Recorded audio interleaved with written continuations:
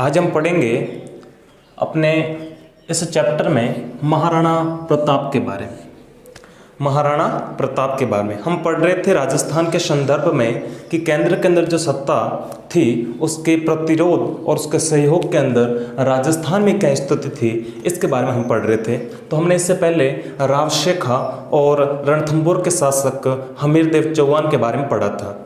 आज हम पढ़ेंगे मेवाड़ के शासक महाराणा प्रताप के बारे में कि महाराणा प्रताप ने केंद्र में स्थित मुगल सत्ता का किस प्रकार प्रतिरोध किया, इसके बारे में हम आज पढ़ेंगे।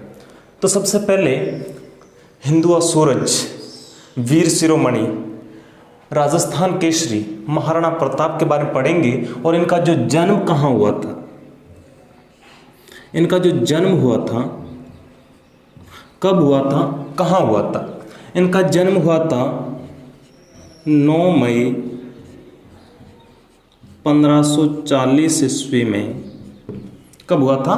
9 मई 1540 ईस्वी में ज्येष्ठ शुक्ल तृतीया को, ज्येष्ठ शुक्ल तृतीया को, ठीक है ना। महाराणा प्रताप का जन्म कब हुआ था? 9 मई 1540 ईस्वी को ज्येष्ठ शुक्ल तृतीय। वैसे महाराणा प्रताप की जो जयंती आती है, इनका जो जन्म दिवस आता है वो विशेष करके 9 मई को ना मनाया जा करके ज्येष्ठ शुक्ल तृतीय को है वो मनाया जाता है, ठीक है। इनका जन्म कहाँ हुआ था? इनका जन्म हुआ था कुंभलगढ़ दुर्ग में, कुंभलगढ़ दुर्ग में। कुंभलगढ़ दुर्ग के अंदर भी एक था जिसको बोलते लघु दुर्ग, उसका नाम था कटारगढ़ दुर्ग। कटारगढ़ दुर्ग के अंदर भी एक महल था जिसका नाम था बादल महल। क्या नाम था? बादल महल। बादल महल के अंदर भी एक स्थान था जिसका नाम था जूनी कचहरी, जूनी कचहरी। तो वहाँ पर इनका जन्म हुआ था। कहाँ हुआ था? इनका जन्म हुआ था 9 मई 1540 ईस्वी को ज्येष्ठ शुक्ल तृतीय को कुंभलगढ़ दुर्ग में। ये दुर्ग है कटारगढ़, जिस दुर्ग के जो बड़ा दुर्ग है उसी के अंदर जो दूसरा दुर्ग होता है उसको बोलते हैं लघु दुर्ग, छोटा दुर्ग, ठीक है ना। तो ये क्या था? एक लघु दुर्ग था, छोटा दुर्ग था, लघु दुर्ग। कुंभलगढ़ दुर्ग, कुंभलगढ़ दुर्ग का निर्माता कौन था आप जानते? महाराणा कुंभा। कुंभलगढ़ दुर्ग के अंदर एक था कटारगढ़, कटारगढ़ के अंदर महल का नाम था बादल महल, और बादल महल के अंदर थी जूनी कचहरी। वहां पे महाराणा प्रताप का जन्म हुआ था। इनके पिता का नाम था महाराणा उदय सिंह। इनके पिता का नाम क्या था? महाराणा उदय सिंह था। क्या था? महाराणा उदय सिंह। और महाराणा उदय सिंह की 2 पत्नियां थी। कितनी पत्नियां थी? 2 पत्नियां थी। उनके अंदर जो इनकी प्रथम पत्नी थी उनका नाम था जयवंताबाई, या फिर जैसा कि किताब में लिखा है जयवंताबाई, ठीक है। दोनों नाम क्या हैं? सही है। अब जयवंताबाई या जयवंताबाई। और दूसरी जो रानी थी वो उदय सिंह की प्रिय रानी थी जिसका नाम था धीरबाई भटियाणी, धीरबाई भटियाणी। ये उनकी दूसरी रानी का नाम था। किसकी? महाराणा उदय सिंह की। तो जयवंताबाई, जयवंताबाई कौन थी? किसकी पुत्र थी? ये पाली नरेश अखेराज सोनगरा, किसकी पुत्री थी? जयवंताबाई पाली नरेश अखेराज सोनगरा की है वो पुत्री थी। और यही पाली नरेश अखेराज सोनगरा जो जयवंताबाई के पिता है और महाराणा प्रताप के ससुर जी है, ये हल्दी घाटी युद्ध तक महाराणा प्रताप के साथ होते हैं और अंत में हल्दी घाटी युद्ध के अंदर ये वीर गति को प्राप्त हो जाते हैं, ठीक है। तो जयवंताबाई से पुत्र जन्म लेते हैं, उनका नाम होता है सबसे ज्येष्ठ पुत्र महाराणा प्रताप और दूसरे इन्हीं के भाई होते हैं शक्ति सिंह, जो पहली बार इनको कहते हैं जब ये चेतक घायल हो जाता है, चेतक मृत्यु को प्राप्त हो जाता है और उसमें महाराणा प्रताप रो रहे होते हैं, उस समय शक्ति सिंह पीछे से आकर के कहते हैं ओ नीले घोड़ेरा असवार, ठीक है ना। तो ये शक्ति सिंह जो इनके पिता से नाराज होकर के और घर बार छोड़ करके चला जाता है, तो ये शक्ति सिंह और महाराणा प्रताप जयवंताबाई के पुत्र थे, जयवंताबाई और महाराणा उदय सिंह के। और धीरबाई भटियानी से जो पुत्र ने जन्म लिया था उसका नाम था जगमाल। क्या नाम था? जगमाल था। बड़ा ही विलासी था, भोग विलासी था, सैन्य कोई जानकारी इसको थे नहीं इतनी, और केवल ये इसी इनकी माता की वजह से, जिसका नाम था धीरबाई भटियानी, और ये धीरबाई भटियानी महाराणा उदय सिंह की क्या थी? एक प्रिय रानी थी, इस कारण वे जगमाल का है वो रखते थे। तो ये हमने पढ़ा कि महाराणा उदय सिंह जिनकी पत्नियां थी जयवंताबाई और धीरबाई भटियानी, जयवंताबाई है वो पाली नरेश अखेराज सोनग्रा की पुत्री थी और उनसे महाराणा प्रताप और शक्ति सिंह ने जन्म लिया था। और धीरबाई जो भटियानी है वो जैसलमेर के राजा, जो जैसलमेर के शासक थे, उनकी पुत्री थी और उनसे जो पुत्र पैदा हुआ था उनका नाम था जगमाल। अब हम पढ़ते हैं कि महाराणा प्रताप है उनका जो विवाह हुआ था, महाराणा प्रताप का जो विवाह हुआ था वो हुआ था 1557 ईस्वी में। कब हुआ था? 1557 ईस्वी में। अब किसके साथ हुआ? तो देखिए, इनका विवाह होता है बिजोलिया के जागीरदार,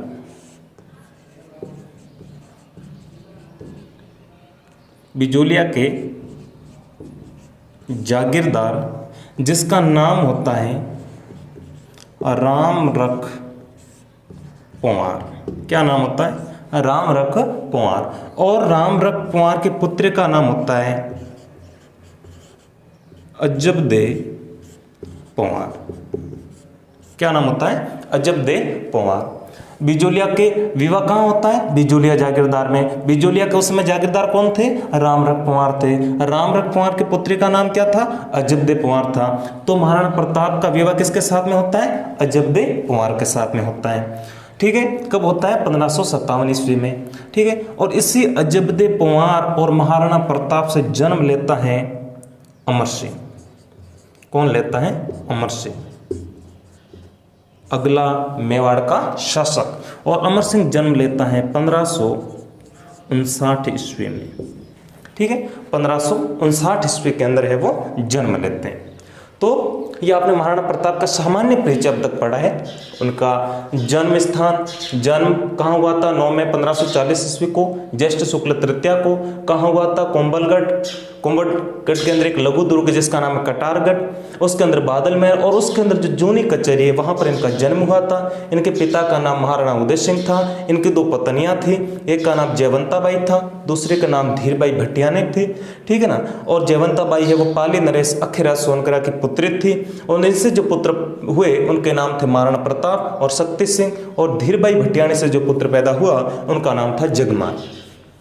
इनका जो विवाह होता है वो 1557 ईस्वी में होता है बिजोलिया के अंदर। बिजोलिया के जो जागीरदार होते हैं वो होते हैं रामरख पंवार, और उनकी पुत्री का नाम होता है अजबदे पंवार। अजबदे पंवार से और महाराणा प्रताप से जो पुत्र पैदा होता है उनका नाम होता है अमर सिंह, जो महाराणा प्रताप के बाद में अगला मेवाड़ का शासक है वो बनता है।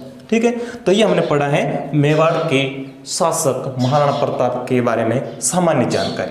और एक और इम्पोर्टेंट है कि इनके जो बचपन का नाम था, महाराणा प्रताप के बचपन का नाम, इनके बचपन का नाम था कीका। क्या नाम था?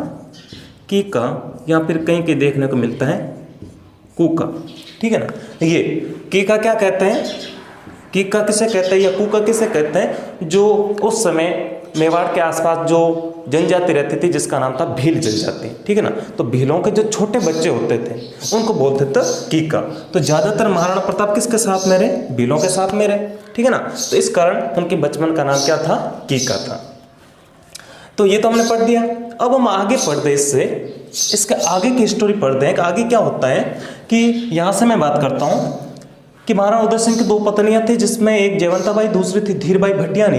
तो धीरबाई भटियानी है वो महाराणा उदय सिंह की क्या थी, प्रिय पत्नी थी, और उनका जो पुत्र था वो जगमाल था। तो धीरबाई भटियानी, जगमाल है वो महाराणा प्रताप से छोटा था, महाराणा प्रताप है वो बड़े थे, ठीक है ना। तो सभी राज्य के जितने भी जो सामंत थे, जागीरदार थे, वो महाराणा प्रताप को अगला उत्तराधिकारी बनाना चाहते थे। अर्थात मेवाड़ के बाद में, महाराणा उदय सिंह के बाद में मेवाड़ का अगला शासक महाराणा प्रताप को बनाना चाहते थे। लेकिन धीरबाई भटियानी क्या चाहती थी कि उदय सिंह के बाद में अगला जो राजा बने वो जगमाल बने, ठीक है ना।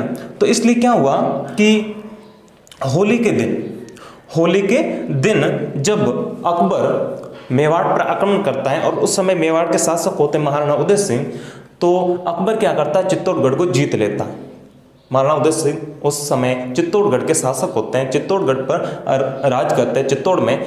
तो वे अकबर वहां पे आक्रमण करता है और चित्तौड़ को अपने अधिकार में कर लेता है। तो वहां से महाराणा उदय सिंह अपने जो भी विश्वस्त जागीरदार और जो सामंत होते हैं और महाराणा प्रताप के साथ में और अपने शाही परिवार के साथ में वहां से चले जाते हैं गोगुंदा, ठीक है। और गोगुंदा अपनी एक नई राजधानी बनाते हैं और एक नए शहर की स्थापना है वो करते हैं। तो वहां पे होली के दिन, मैं यहाँ से चैप्टर लेता हूँ, यहाँ से आपको समझना है। होली के दिन, किस दिन, होली के दिन जब महाराणा प्रताप की आयु उस समय थी 32 वर्ष, ठीक है ना। होली के दिन 32 वर्ष की आयु थी महाराणा प्रताप की। तब क्या हुआ, उदय सिंह का क्या हो गया, देहांत हो गया। उदय सिंह का क्या हो गया, देहांत, ठीक है ना। वे किसी बीमारी के चलते उदय सिंह का देहांत हो गया। तो उदय सिंह का देहांत हुआ, तो जब इनके अंतिम संस्कार के अंदर, उदय सिंह का जो अंतिम संस्कार हुआ, तो अंतिम संस्कार के अंदर तो राज्य की समस्त प्रजा आती, लेकिन यहाँ पे उल्टा था, कुछ उल्टा हुआ। क्या हुआ कि अंतिम संस्कार के अंदर महाराणा प्रताप भी शामिल थे, शक्ति सिंह भी आ गया था अंतिम संस्कार में, ठीक है ना। और भी जो अखिराज सोनगरा है, इनके अन्य जो साथी थे, वो सभी आ गए उदय सिंह के अंतिम संस्कार में। लेकिन धीरबाई भटियानी और इसका पुत्र जगमाल, ये दोनों अंतिम संस्कार में नहीं आए। इन्होंने क्या किया कि इधर तो उदय सिंह का अंतिम संस्कार हो रहा था, और इधर इन्होंने पीछे से कुछ सामंतों की मदद से धीरबाई भटियानी ने अपने पुत्र जगमाल को है वो गोगुंदा के अंदर एक नया अगला उदय सिंह के बाद में राजा है वो घोषित कर दिया, बना दिया, ठीक है ना। बाद में पता चलता है महाराणा प्रताप को और अन्य जागीरदारों को, ठीक है ना।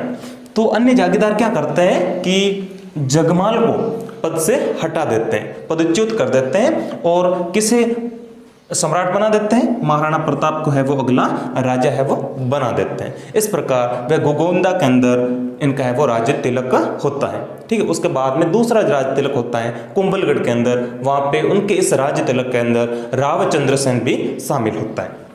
तो महाराणा प्रताप उदय सिंह के बाद में तुरंत जो अगला शासक बनता है वो होता है जगमाल। लेकिन जगमाल को जो जागीरदार होते हैं वो इनको क्या कर देते हैं, पद से हटा देते हैं, और हटा करके महाराणा प्रताप को है वो अगला शासक है वो बनाते हैं। अब हम आगे की जो इनकी क्या कार्य प्रणाली रही, इन्होंने कौन कौन से संघर्ष झेले, उनके बारे में वो पढ़ेंगे।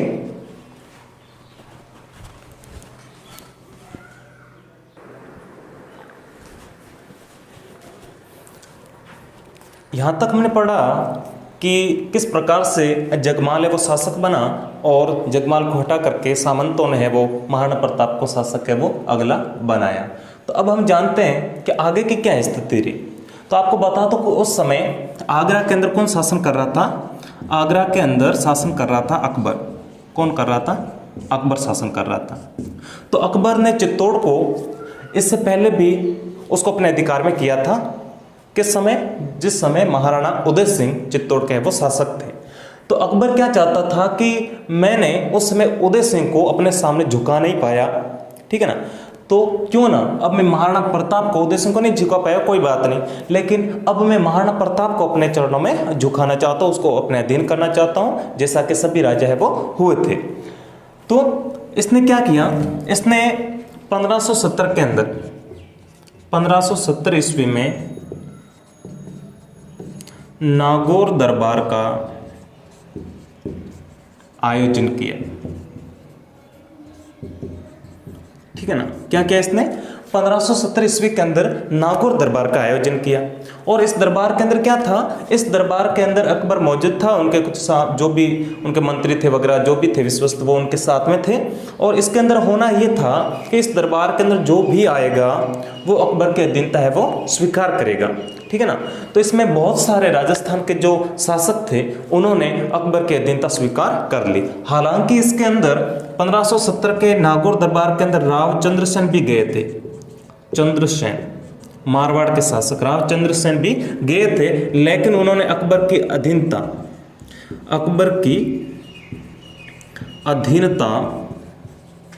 स्वीकार नहीं की। ठीक है ना। किसने? राव चंद्रसेन ने, मारवाड़ के शासक। ठीक है ना। वो भी अकबर के इस 1570 के नागौर दरबार में गए थे, लेकिन उन्होंने अकबर की अधीनता स्वीकार नहीं की। और महाराणा प्रताप इस नागौर दरबार में नहीं गए थे। ठीक है ना, गए ही नहीं थे। तो ये दो ऐसे शासक थे, एक तो राव चंद्रसेन, दूसरे महाराणा प्रताप, जिन्होंने आजीवन अकबर की अधीनता स्वीकार नहीं की। उन्होंने जंगलों का रास्ता चुना, अपने महलों को, अपने रेशमी मखमली जो बिस्तर थे उनको छोड़ दिया और जंगलों के अंदर जाकर बस गए, घास की रोटी खा ली, लेकिन कभी उन्होंने अकबर के अधीनता स्वीकार नहीं की। कौन से शासक थे? राव चंद्रसेन और महाराणा प्रताप। तो इस प्रकार जब 1570 के नागौर दरबार के अंदर भी महाराणा प्रताप नहीं गए और उन्होंने अधीनता स्वीकार नहीं की, तो अकबर क्या चाहता था कि महाराणा प्रताप को किसी भी तरीके से बंदी बनाना, किसी भी तरीके से अपने सामने झुकाना, शाम दाम दंड भेद कैसे भी। तो सबसे पहले महाराणा प्रताप को बंदी बनाने के लिए अकबर ने क्या किया? 4 शिष्टमंडल भेजे। ठीक है ना। क्या भेजे? 4 शिष्टमंडल बोलते जिसको, कि अकबर नहीं चाहता था कि महाराणा प्रताप के साथ में युद्ध हो, यानी किसी भी स्थिति के अंदर कैसे भी करके महाराणा प्रताप को क्यों ना बातों से, यदि वार्तालाप से, बैठक से यदि काम हो रहा है तो युद्ध है वो करना उचित नहीं है। और इसलिए उन्होंने 4 शिष्टमंडल भेजे। कितने? 4। क्या भेजे? जिसको बोलते शिष्टमंडल। शिष्टमंडल कितने भेजे? 4 भेजे। अब ये 4 शिष्टमंडल कौन कौन से थे? सबसे पहले जो अकबर की बात लेकर महाराणा प्रताप के पास में गया उसका नाम था जलाल खां। क्या नाम था? जलाल खां। ठीक है ना। ये कब गया अकबर के पास, महाराणा प्रताप के पास में? 1572 ईस्वी में। ठीक है ना। 1572 में सबसे पहले महाराणा प्रताप के पास में जलाल खां आया और इसने महाराणा प्रताप से कहा कि आपको जो चाहिए आपको दिया जाएगा। ठीक है। आप अपने राज्य के अंदर शासन करेंगे, आपको और कुछ जागीरें चाहिए वो भी दे दी जाएगी, लेकिन आपको काम करना होगा क्या? आपको अकबर के अधीनता स्वीकार करनी होगी। लेकिन महाराणा प्रताप ने इनकी बात नहीं मानी और ये असफल होकर के वापस लौट गया। इसके बाद में दूसरा जो शिष्टमंडल आया वो था मानसिंह। कौन था? मानसिंह। मानसिंह कौन था? एक राजपूत शासक था और ये कहाँ का शासक था? आमेर का शासक था। तो मानसिंह आया। मानसिंह कब आया? 1573 ईस्वी में। कब आया? 1573 ईस्वी में आया। मानसिंह ने क्या किया? मानसिंह ने भी महाराणा प्रताप को समझाने की बहुत कोशिश की। ठीक है ना। ये आए, वहां पे मिले, लेकिन महाराणा प्रताप ने इनकी बात है वो नहीं मानी। कौन सी बात? अकबर की अधीनता स्वीकार करने की। इसके बाद में तीसरा जो शिष्टमंडल आता है वो होता है मानसिंह के पिता भगवान दास। भगवान दास, कहीं कहीं इनका नाम होता है भगवंत दास। ठीक है ना। तो भगवान दास ये भी आते हैं 1573 ईस्वी में। ठीक है। ये भी बात करते, महाराणा प्रताप से समझाने की कोशिश करते, लेकिन महाराणा प्रताप नहीं मानते। वो कहते हैं कि मैं मुगलों के आगे कुछ भी हो जाए मैं सिर झुकाने को तैयार नहीं हूँ। वह विदेशी हैं या आकर के बस हैं, किसी भी सिचुएशन में मैं उनके सामने सिर झुकाने वाला नहीं। भगवान दास के बाद में जो चौथा और लास्ट जो अंतिम शिष्टमंडल होता है वो होता है टोडरमल। टोडरमल वाक्पटुता में निपुण, लेकिन इसकी निपुणता यहाँ भी असफल होती है और ये भी आता 1573 ईस्वी में। महाराणा प्रताप को समझाने की कोशिश करते हैं, लेकिन अटल हिमालय से भी अडिग महाराणा प्रताप इनकी बात को नहीं मानते हैं और इस प्रकार ये चारों जो शिष्टमंडल होते हैं वो क्या हो जाते हैं? असफल हो जाते हैं।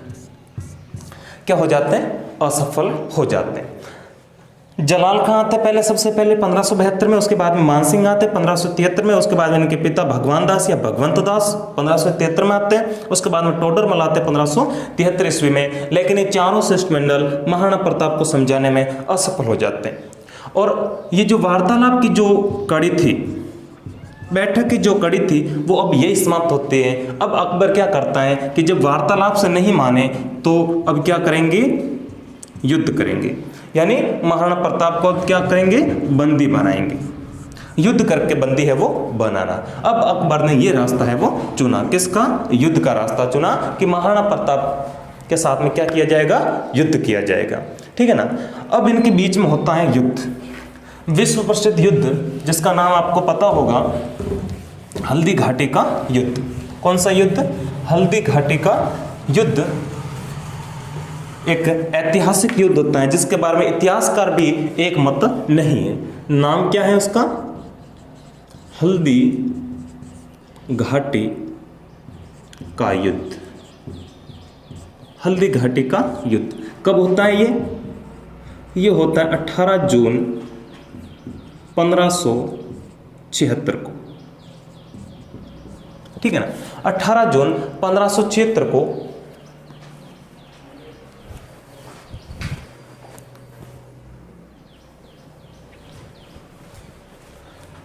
हल्दी घाटी का युद्ध 18 जून 1576 ईस्वी में होता है, महाराणा प्रताप और अकबर के बीच में। अब हम सबसे पहले इन दोनों के पक्ष और विपक्ष की बात करते हैं कि एक तरफ अकबर का उद्देश्य क्या था और किस प्रकार युद्ध की रणनीति थी, कौन कौन सेनापति था, और एक तरफ हम बात करते हैं महाराणा प्रताप के बारे में, महाराणा प्रताप के बारे में। इन दोनों की कंपैरिजन करते हैं, इन दोनों की तुलना करते हैं कि आखिर इनमें क्या बात थी, इन दोनों ने क्या क्या रणनीति बनाई हल्दी घाटी का युद्ध। एक विश्व प्रसिद्ध युद्ध है, इसलिए मैं आपको सिर्फ और सिर्फ इसमें महाराणा प्रताप के बारे में ही पढ़ाने वाला हूँ आज, और नया कुछ नहीं। तो सबसे पहले अकबर ने क्या किया, अकबर ने हल्दी घाटी युद्ध थी, इसकी जो रणनीति बनाई थी वो कहाँ बनाई थी, अकबर के दुर्ग में। तो आपको लिखना है हल्दी घाटी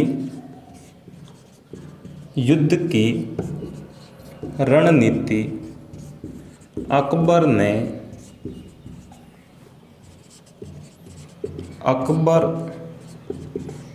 दुर्ग में, कहाँ पे बने, अकबर दुर्ग में। यहाँ पे इसे अजमेर दुर्ग या फिर इसे मैगजीन दुर्ग भी कहते हैं, में बनाई थी, ठीक है ना।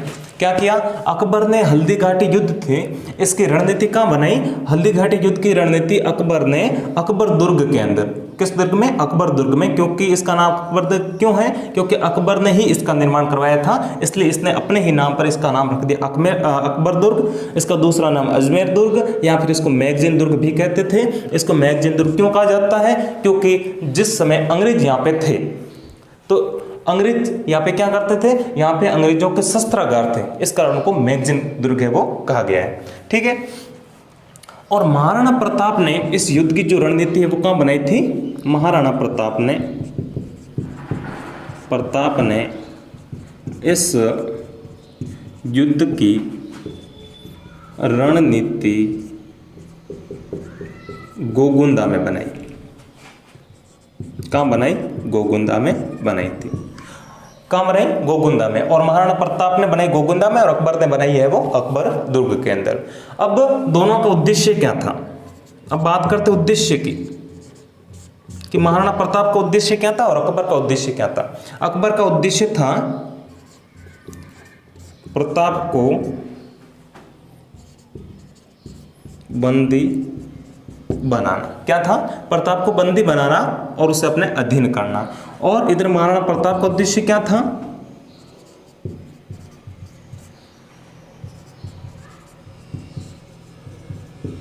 अकबर व मुगल सेना को यहां से खदेड़ना, भगाना, ठीक है ना। महाराणा प्रताप का उद्देश्य था कि अकबर और जो मुगल सेना है इनको बाहर से खदेड़ देना है, बस इनको यहाँ से हराना है, ठीक है ना।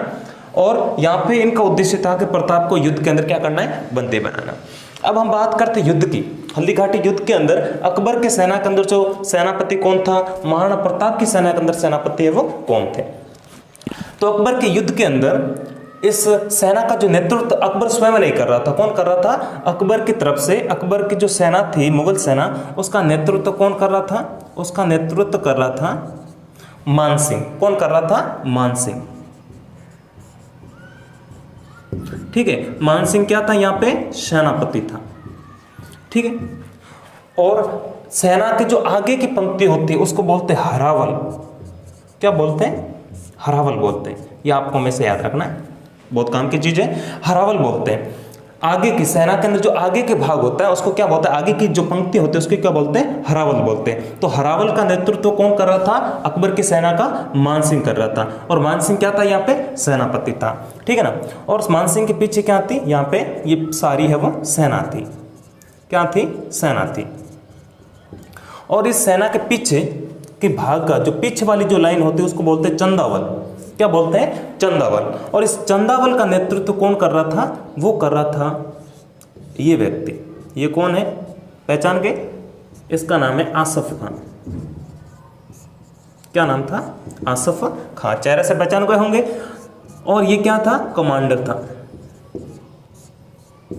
क्या था, कमांडर था। समझ गए आप कि जो अकबर की सेना थी, अकबर की सेना के अंदर जो आगे की भाग था, जिसको आगे की पंक्ति बोल, सेना की जो आगे की पंक्ति होती है, ठीक है ना, तो उसको बोलता है हरावल। और उस हरावल का नेतृत्व कौन कर रहा था, मान सिंह। और मान सिंह इस सेना का, संपूर्ण मुगल सेना का क्या था, सेनापति था। बीच में सेना थी और उसके बाद में पीछे की जो लाइन होती है उसको बोलते हैं चंदावल। और इस चंदावल का नेतृत्व कौन कर रहा था, आसफ खां कर रहा था। ये क्या था, ये इस सेना का कमांडर था।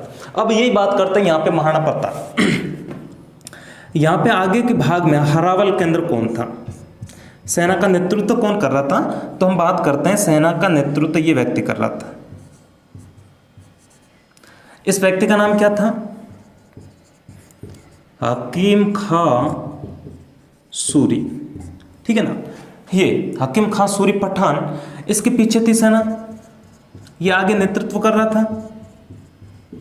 ठीक है, और इसके बीच में कौन थे, बीच में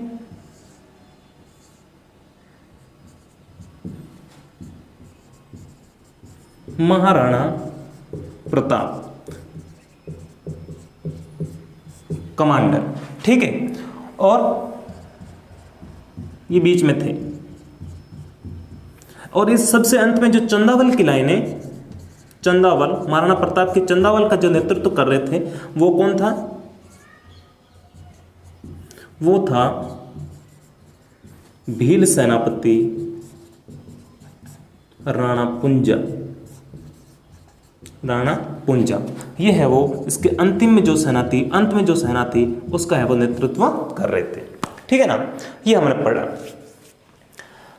महाराणा प्रताप की तरफ से हरावल का नेतृत्व हकीम खां सूरी पठान कर रहे थे। आगे का एक तोपची था और बहुत ही महान युद्ध हुआ ये। उसके बाद में बीच में जो थे, बीच के भाग में वो महाराणा प्रताप थे जो अपनी सेना का स्वयं है कमांडर थे। और उसके बाद में अंत में जो आता है वो होता है चंदावल। ठीक है ना, और चंदावल का नेतृत्व महाराणा प्रताप की सेना का करते हैं भील सेनापति राणा पुंजा करते हैं। ठीक है ना, तो ये दोनों सेनाओं का कंपेरिजन हमने किया। ठीक है ना, आप इसके राइट कर दीजिए।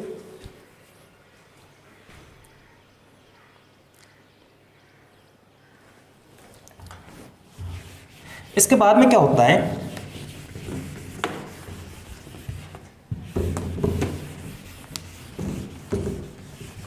इसके बाद में अब दोनों सेनाओं के बीच में कब युद्ध होता है, देखिए आप। और कुछ तुलना करते हैं हम कि अकबर की सेना के अंदर जो सेनापति था जिसका नाम था, हमने जैसा कि अभी पढ़ा, क्या नाम था, मान सिंह था। ठीक है, तो मान सिंह के पास में ये जिस हाथी पर सवार होकर के युद्ध के लिए आया था उस हाथी का नाम क्या था, मर्दाना हाथी। क्या नाम था, मर्दाना हाथी। ठीक है, और दूसरे जो कुछ हाथी थे महत्वपूर्ण, जो शाही हाथी थे, उसका नाम था गजराज और गजमुक्ता। गजराज और गजमुक्ता। इसी प्रकार महाराणा प्रताप की सेना के अंदर जो हाथी थे उस हाथी का नाम क्या था? महाराणा प्रताप की तरफ से हाथी थे, उनका नाम था, एक का नाम था राम प्रसाद। क्या था? राम प्रसाद, जिसे अकबर ने बाद में इसको बंदी बना लिया राम प्रसाद को, और इसका नाम अकबर ने क्या रखा? पीर प्रसाद। क्या रखा? पीर प्रसाद रख दिया। ठीक है ना, राम प्रसाद को चेंज करके क्या कर दिया? पीर प्रसाद। और दूसरा जो हाथी था उसका नाम था लूणा, और किताब के अंदर लिखा हुआ है पूर्णा। ठीक है ना, ये पूर्णा, लूणा और पेड़ा, पूर्णा, दोनों चेंज नाम है। जैसे कहीं गाइड, जो गाइड मिलती है हमें, तो वहाँ पे आपको ये नाम मिलेगा लूणा, लेकिन आपके जो बुक्स है 10वीं की, इसके अंदर लिखा हुआ है पूर्णा, तो हम बुक्स है उसी को करेक्ट मानेंगे। आगे महाराणा प्रताप के पास में एक घोड़ा था, और उस घोड़े का नाम था चेतक। क्या था? चेतक नाम था। महाराणा प्रताप का सबसे प्रिय घोड़ा था। ठीक है, तो ये अकबर के सेना के अंदर मर्दाना हाथी था जो मानसिंह के पास में था, और कुछ हाथी थे गजराज और गजमुक्ता। महाराणा प्रताप के पास में जो हाथी था उसका नाम था राम प्रसाद, जिसको अकबर ने बाद में बंदी बना लिया और उसका नाम रख दिया पीर प्रसाद। और एक दूसरा हाथी था जिसका नाम था पूर्णा, और एक घोड़े का नाम था महाराणा प्रताप के, वो था चेतक। तो ये हमने युद्ध की तुलना की। अब हम आगे युद्ध की बारे में जानकारी लेते हैं कि युद्ध के अंदर हुआ क्या था, युद्ध में क्या हुआ था, कहाँ से किस प्रकार से युद्ध लड़ा गया, वो पढ़ते हैं। तो युद्ध के अंदर क्या होता है कि सबसे पहले जैसे युद्ध की तैयारी हो जाती है, तो मानसिंह एक विशाल सेना के साथ अजमेर से रवाना होता है। ठीक है ना, अब वहां से इनको अनुमति मिलती है, और मानसिंह क्या करते हैं कि विशाल सेना का साथ में, विशाल सेना का बोले तो यहाँ पे उनके पास में सेना थी, मुगलों के पास में 3,20,000 की सेना थी। कितनी थी? 3,20,000 की सेना किसके पास में थी? मुगलों के पास में। और महाराणा प्रताप के पास में सेना थी ओनली 80,000। ठीक है ना, ये सेनाओं का आंकड़ा था। आप देख सकते हैं सेना का जो अनुपात था वो था 4:1। ठीक है ना, 4, 3,20,000, 1 सिर्फ 80,000, आप देख सकते हैं। ठीक है ना, इतना डिफरेंस था किसके बीच में? हल्दी घाटी युद्ध के अंदर महाराणा प्रताप और अकबर की सेनाओं के बीच में।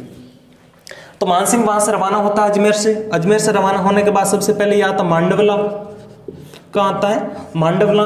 यहाँ पे क्या करता है? वो अपना शिविर स्थापित करता है, और यहाँ पे कितने दिनों तक रहता है? 21 दिनों तक यहाँ विश्राम करता है। यहाँ पे विश्राम क्यों करता है? यहाँ पे वो सैनिकों को पहाड़ी प्रशिक्षण देता है, पहाड़ी प्रशिक्षण देता है। ठीक है ना, अजमेर से रवाना होने के बाद वो मांडवला के अंदर अपना शिविर स्थापित करता है, वहां पे 21 दिनों तक रहता है, और वहां पे वो अपने जो मुगल सैनिक होते हैं उनको पहाड़ी प्रशिक्षण देता है। क्यों देता है पहाड़ी प्रशिक्षण? क्योंकि देखिए कि यहाँ पे जो गोगुंदा के आसपास के जो पहाड़ी क्षेत्र था, तो वहां पे यहाँ के ज्यादातर जो महाराणा प्रताप की सेना के अंदर थे वो कौन थे? भील जनजाति से थे, और भी अन्य जो थे उनको पहाड़ी क्षेत्रों के अंदर किस प्रकार से युद्ध लड़ना है इनकी पूरी जानकारी इनको थी। लेकिन जो मुगल सेना थी वो सिर्फ और सिर्फ ऐसे मैदान के अंदर ही उन्होंने युद्ध किया, कभी पहाड़ी क्षेत्र में युद्ध नहीं किया था। तो इस प्रकार वे महाराणा प्रताप की सेना से किस प्रकार युद्ध करेंगे पहाड़ी क्षेत्रों में, इसलिए उनको पहाड़ी प्रशिक्षण है वो यहाँ पे दिया जा रहा था। इधर महाराणा प्रताप को ये सूचना मिल गई थी कि मानसिंह के नेतृत्व में जो मुगल सेना है वो निकट है वो आ चुकी। अब इधर महाराणा प्रताप भी उनका सामना करने के लिए है वो पूरी तैयारी के साथ में है वो चलते हैं। फिर दोनों सेनाएं इस स्थान पर आकर के है वो हल्दी घाटी का जो मैदान होता है, हल्दी घाटी का मैदान कहाँ है? खमनोर राजसमंद में। कहाँ पे है? खमनोर राजसमंद। आपको बता दूं मैं, खमनोर राजसमंद, उस मैदान की मिट्टी कैसे? हल्दी के समान कलर की हल्दी घाटी। ठीक है ना, तो वहां आकर के ये दोनों सेना आपस में भिड़ते हैं। ठीक है ना, तो अकबर क्या करते हैं कि अकबर उस समय जो वहाँ पे एक तंग दर्रा होता है, हल्दी घाटी का मैदान के पास एक तंग दर्रा होता है। ठीक है ना, उसकी विशेषता यह होती है कि उस तंग दर्रे के अंदर एक समय के अंदर सिर्फ एक व्यक्ति ही प्रवेश कर सकता है, दूसरा नहीं। तो महाराणा प्रताप ने अपनी मोर्चाबंदी है वो वहाँ पे कर दी, और इस प्रकार उन्होंने मुगल सेना को है वो चौंकाया। तो सबसे पहला 18 जून 1576 को सुबह की वेला में दोनों सेनाएं आपस में युद्ध करती हैं। ठीक है ना।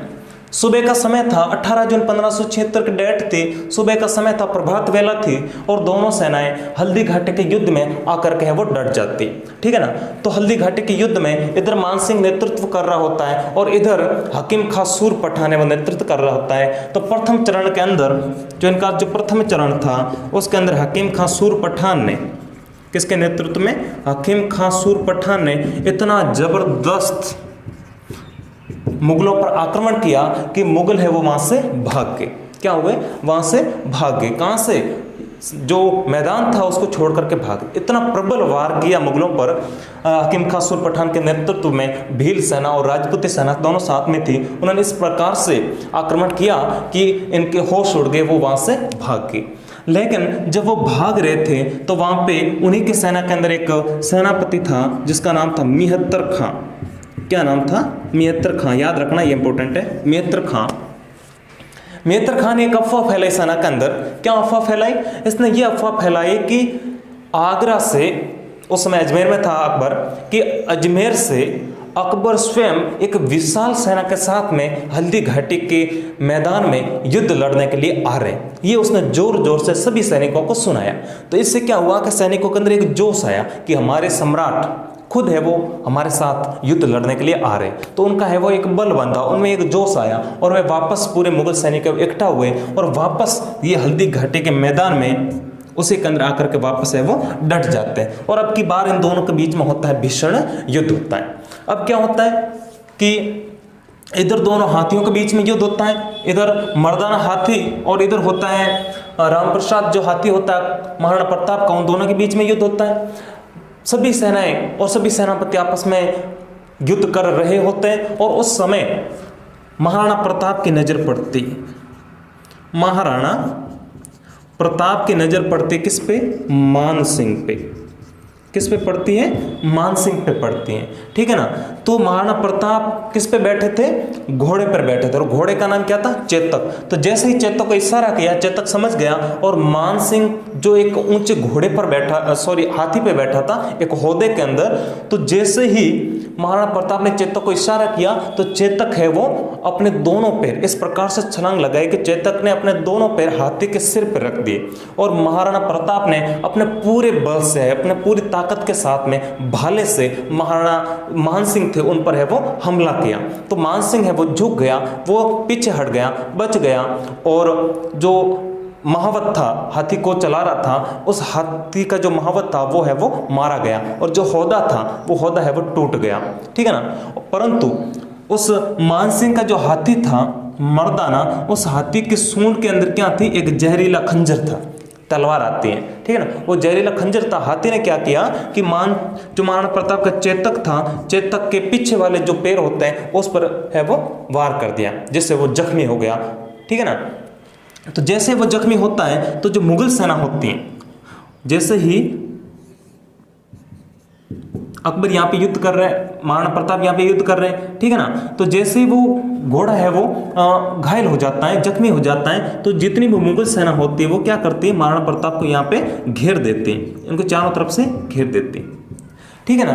तब होता क्या है, अब चेतक है वो घायल हो गया, महाराणा प्रताप युद्ध करने की स्थिति में नहीं थे, तो नाम था झाला मन्ना।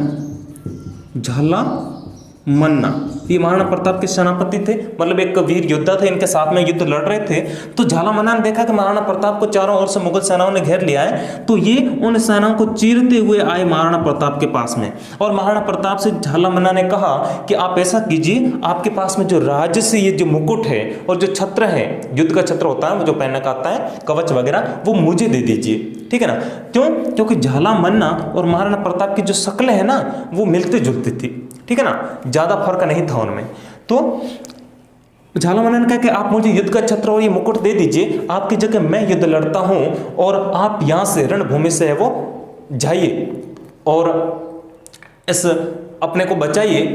मुगल सेना ने आपको चारों तरफ से घेर लिया है, आपको मेवाड़ को आपकी जरूरत है। इस प्रकार झालामन्ना को वो दे दिया जाता है छत्र वगैरह, और झालामन्ना महाराणा प्रताप की जगह युद्ध लड़ते हैं और महाराणा प्रताप या इधर इस साइड से है वो, इस मैदान से है वो बाहर निकल जाते हैं। तो जैसे ही झालामन्ना युद्ध कर रहे होते हैं तो जितने भी मुगल सेना होती है वो उन पर टूट पड़ती है और झालामन्ना उन सब से युद्ध करते हुए वीर गति को प्राप्त हो जाते हैं। ठीक है, तो यहाँ से महाराणा प्रताप चेतक को लेकर के दूर रणभूमि से दूर जाते हैं और वो एक बलीचा गांव के निकट जाते हैं। कहाँ पे?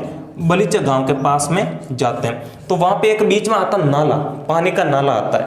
तो वहां पे चेतक क्या करता है, चेतक उस लंबे नाले को, वैसे वो जख्मी होता है फिर भी उस लंबे नाले को है वो क्या करता है, कूद करके पार कर देता है। और जैसे ही दूसरी तरफ वो कूदता है तो वहीं पर वो क्या होता है, उसकी मृत्यु हो जाती है। क्या हो जाती है? मृत्यु हो जाती है। और पहली बार अपने जीवन काल के अंदर महाराणा प्रताप पहली बार वो रोए थे। किसके लिए? इस चेतक के लिए। ठीक है ना, चेतक के लिए वो रोए थे। तो बलीचा गांव के अंदर चेतक की क्या बनी हुई है? समाधि। वहां पे आज भी आपको छतरी देखने को मिलेगी, चेतक की छतरी बनी हुई है। और जब वो वहां पे रो रहे थे तो पीछे से आए थे शक्ति सिंह। कौन आए? शक्ति सिंह आए। और शक्ति सिंह ने कहा, ओ नीले घोड़ेरा अश्वार। और जैसे उन्होंने पीछे देखा तो कौन मिला उनको? शक्ति सिंह मिला। और इस प्रकार शक्ति सिंह ने माफ़ी मांगी कि मुझसे गलती हो गई, मुझे माफ़ कीजिए। और इस प्रकार दोनों भाई वहाँ मिलते हैं और वापस से एक नई शुरुआत करते हैं। ठीक है ना। तो इस हल्दी घाटी युद्ध के अंदर ये युद्ध अनिर्णित रहा था। ठीक है ना, ये युद्ध क्या रहा था? अनिर्णित रहा था। इस युद्ध के अंदर किसकी जीत हुई, किसकी हार हुई, इसके बारे में इतिहासकार अब तक एक मत नहीं है। ठीक है ना। क्यों? इतिहासकार इसलिए इसमें एक मत नहीं है क्योंकि सबसे पहले तो जिस अकबर ने युद्ध की जो रणनीति बनाई थी उसके अंदर उसका एक ही उद्देश्य था, महाराणा प्रताप को बंदी बनाना। तो महाराणा प्रताप को बंदी बना नहीं सके। दूसरा जो मानसिंह था और आसफ खां था, तो मानसिंह ने कहा था कि मैं कैसे भी स्थिति में महाराणा प्रताप को बंदी बनाकर आपके सामने लाऊंगा। तो अकबर वो नहीं ला पाया। तो अकबर उनसे नाराज था और उन्होंने उनसे उसके बाद में बात करनी है वो बंद कर दी। ठीक है ना। उसके बाद में महाराणा प्रताप ने क्या किया कि गोगुंदा पर अधिकार तो कर लिया था उन्होंने, लेकिन उसके बाद में दिवेर को अपनी, गोगुंदा के बाद में चावंड और दिवेर इन दोनों को अपनी राजधानियां बनाई। ठीक है ना। और उसके बाद में जो भी जैसे मुगल सेना यहाँ से जाती वे वापस उन क्षेत्र पर कब्जा कर देते हैं। उसके बाद में भी उन्होंने कहीं बार उन्होंने है वो महाराणा प्रताप को बंदी बनाने के लिए अकबर ने है वो सैनिक भेजे, सेनाएं भेजी, लेकिन वो कभी भी है वो सफल नहीं हुआ। तो इस प्रकार हम कह सकते हैं कि इस युद्ध के अंदर है वो जीत किसकी रही होगी, इसके बारे में कोई एक मत नहीं है। ये जो युद्ध था वो एक अनिर्णित युद्ध रहा था।